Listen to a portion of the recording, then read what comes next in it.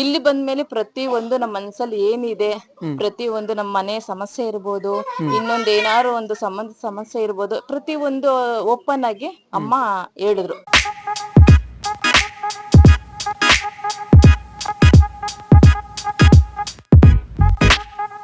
ಮಂಡ್ಯದಿಂದ ಇಲ್ಲಿ ಬಂದ್ಮೇಲೆ ತುಂಬಾ ಕಷ್ಟದಿಂದ ಬಂದ್ವಿ. ಅಮ್ಮ ಕೈ ಹಿಡ್ದಿದ್ದಾಳೆ.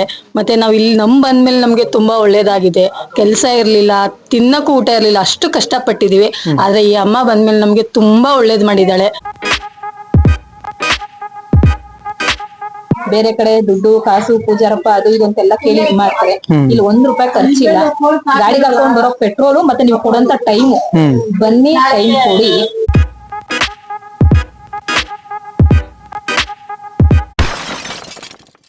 ಹಾಯ್ ಹಲೋ ನಮಸ್ಕಾರ. ನಾನು ನಿಮ್ಮ ರಾಯರ ಭಕ್ತ ಶಿವಕುಮಾರ.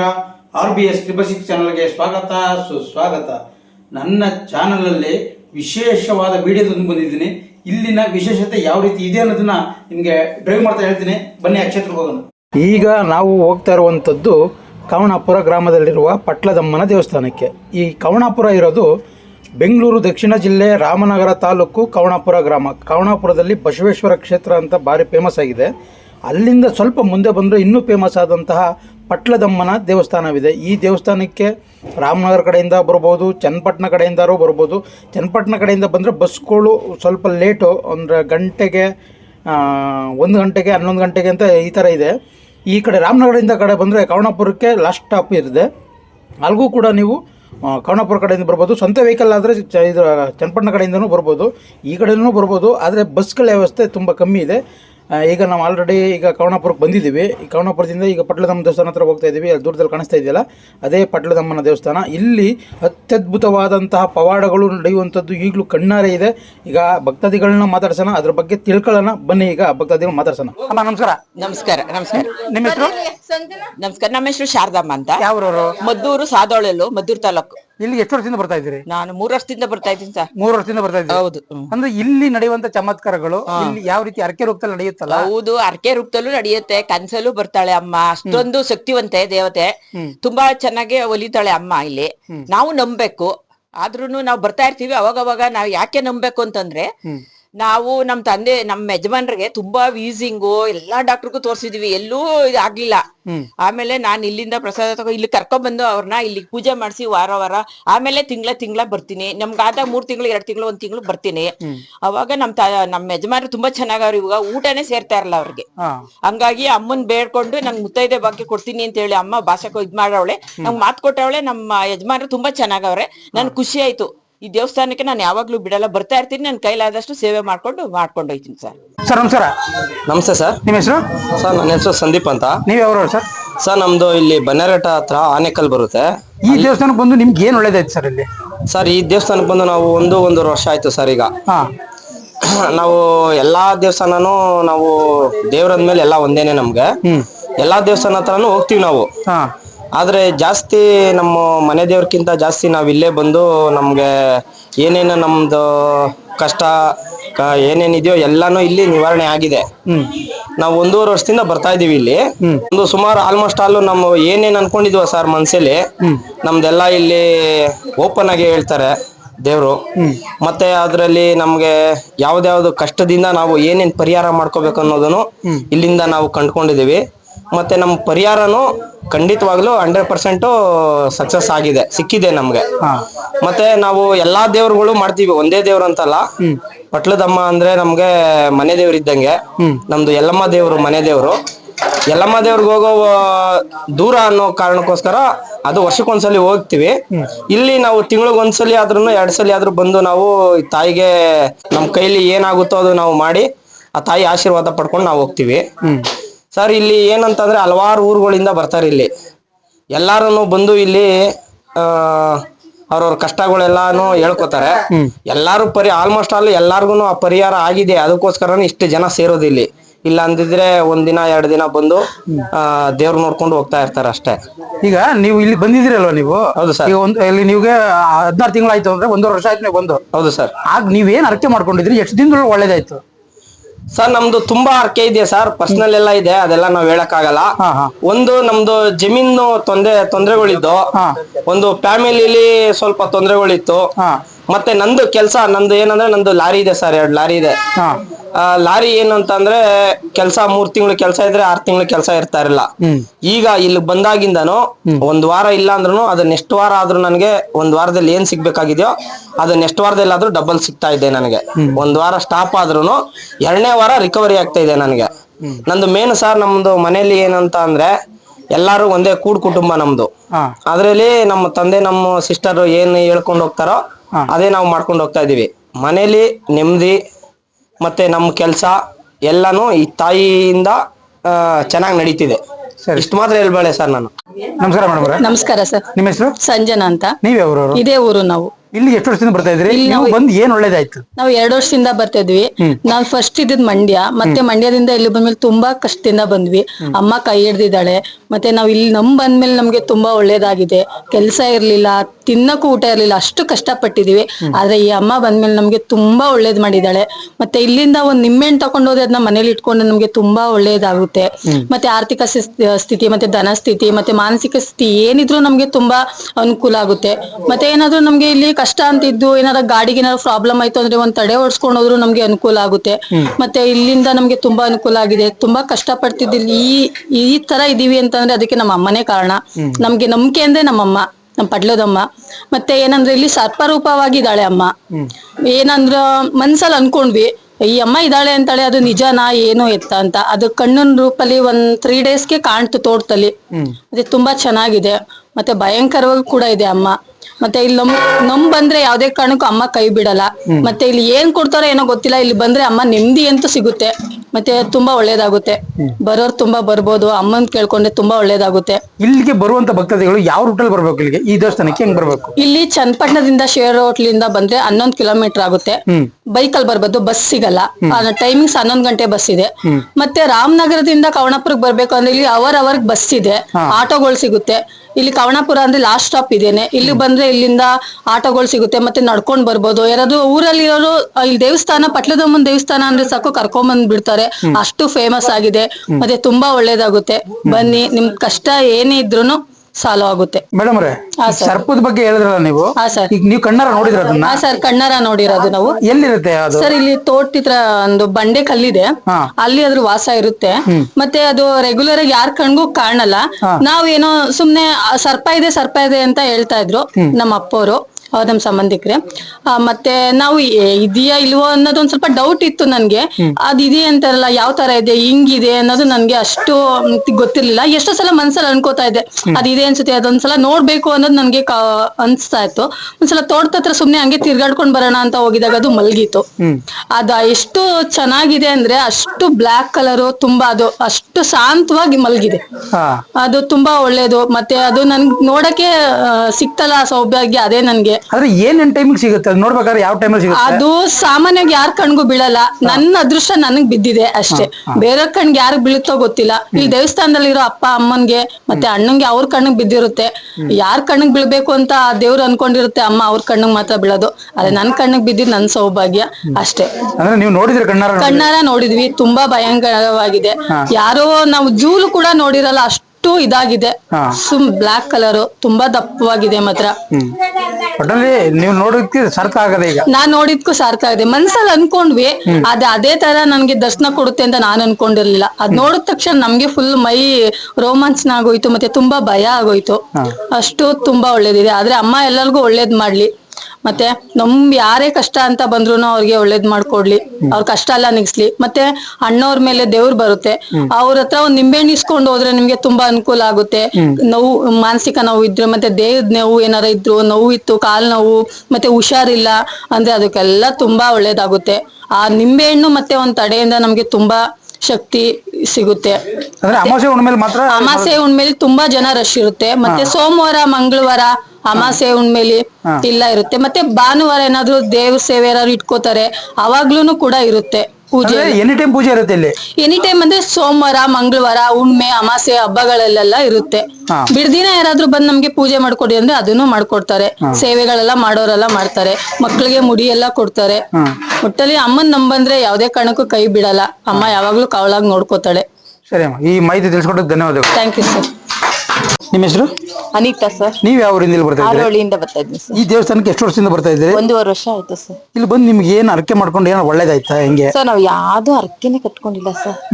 ಬಂದ್ವಿ, ಬರೋ ಮೂಮೆಂಟ್ ಅಲ್ಲಿ ಮೇಲ್ಗಡೆ ಅಮ್ಮ ಇದಾರೆ ಸರ್, ಅವ್ರು ನೋಡಿ ತುಂಬಾ ಇಷ್ಟಪಟ್ಟು ಒಯ್ತಾ ಬರ್ತಾ ನೋಡ್ಕೊಂಡ್ ಬರ್ತಿದ್ವಿ. ಆಮೇಲೆ ನಾವು ಬಂದ್ವಿ, ಇಲ್ಲಿ ಎಂಟ್ರಿ ಕೊಟ್ವಿ, ಮತ್ತೆ ನೋಡಿದ್ವಿ, ತುಂಬಾ ಇಷ್ಟ ಆಯ್ತು, ಮನ್ಸಿಗೆ ಸಮಾಧಾನ ಆಯ್ತು. ಮತ್ತೆ ಇನ್ನೊಂದ್ ಏನಂದ್ರೆ ಸರ್, ನಾವು ಹೂವ ಒಡ್ಡಿ ಕೇಳ್ತಾರಲ್ವಾ, ಅದನ್ನ ನಂಬ್ತಿದ್ವಿ. ಮೈ ಮೇಲ್ ಬರೋದನ್ನ ಎಲ್ಲೂ ನಂಬ್ತಾ ಇರ್ಲಿಲ್ಲ, ಯಾಕಂದ್ರೆ ಎಲ್ಲಾ ಕಡೆ ಸ್ವಲ್ಪ ಹೋಗಿದೀವಿ, ನಮ್ಗೆ ಯಾವ್ದು ಸರಿ ಅಂತ ಅನ್ಸ್ತಾ ಇರ್ಲಿಲ್ಲ. ಇಲ್ಲಿ ಬಂದ್ಮೇಲೆ ಪ್ರತಿ ಒಂದು ನಮ್ಮ ಮನ್ಸಲ್ಲಿ ಏನಿದೆ, ಪ್ರತಿ ಒಂದು ನಮ್ಮ ಮನೆ ಸಮಸ್ಯೆ ಇರ್ಬೋದು, ಇನ್ನೊಂದ್ ಏನಾರು ಒಂದು ಸಮಸ್ಯೆ ಇರ್ಬೋದು, ಪ್ರತಿ ಒಂದು ಓಪನ್ ಆಗಿ ಅಮ್ಮ ಹೇಳಿದ್ರು. ಹಾಗಾಗಿ ನಂಬಕ್ಕೆ ಶುರು ಮಾಡಿದ್ವಿ. ಅದ್ರ ಜೊತೆ ತುಂಬಾ ನಾವು ಅಮ್ಮನ್ನ ಇಷ್ಟ ಪಡ್ತೀವಿ ಸರ್. ತುಂಬಾ ಅಂದ್ರೆ ತುಂಬಾನೇ ಇಷ್ಟ ಪಡ್ತೀವಿ. ಅಂದ್ರೆ ಈಗ ಮೈ ಮೇಲೆ ಬಂದು ಹೇಳುತ್ತೆ. ಹೇಳ್ತಾರೆ ಸರ್. ಅದನ್ನ ಈಗ ಪ್ರತಿ ಒಂದು ಯಾವ್ದು ಸುಳ್ಳು ಅನ್ನೋದೇನು ಇಲ್ಲ ಸರ್. ಯಾವ್ದು ಸುಳ್ಳು ಅನ್ನೋದೇನಿಲ್ಲ, ಪ್ರತಿ ಒಂದು ಸತ್ಯನೇ ಸರ್. ಹಾಗಾಗಿ ತುಂಬಾ ನಂಬಿಕೆ ಬತ್ತು ಸರ್. ಯಾವ್ಯಾವ ವಾರ ಪೂಜೆ ಇರುತ್ತೆ? ಶುಕ್ರವಾರ, ಮಂಗಳವಾರ, ಅಮಾವಾಸ್ಯೆ, ಹುಣ್ಣಿಮೆ ಎಲ್ಲ ಸರ್. ಶುಕ್ರವಾರ ಮತ್ತೆ ಹುಣ್ಣಿಮೆ, ಇದರಲ್ಲಿ ಹುಣ್ಣಿಮೆಯಲ್ಲಿ ಅಮಾವಾಸ್ಯೆ ತುಂಬಾ ಜನ ಇರ್ತಾರೆ, ಮತ್ತೆ ವಾರದಲ್ಲಿ ಜನ ಇರ್ತಾರೆ. ನಮ್ಗೆ ಪರ್ಸನಲ್ ಜಾಸ್ತಿ ಕೇಳ್ಬೋದು, ಅಮ್ಮನ ಹತ್ರ ಮಾತಾಡ್ಬೋದು ಅಂದ್ರೆ ಮಂಗಳವಾರ, ಶುಕ್ರವಾರ ಈ ಟೈಮಲ್ಲಿ ಬಂದ್ರೆ ಆರಾಮಾಗಿ ಕೇಳ್ಕೊಂಡು ಹೋಗ್ಬೋದು. ನೀವ್ ಯಾವ ವಾರ ಬರ್ತೀರಿ ಇಲ್ಲಿಗೆ? ನಾವು ವಾರನೂ ಬರ್ತೀವಿ ಸರ್.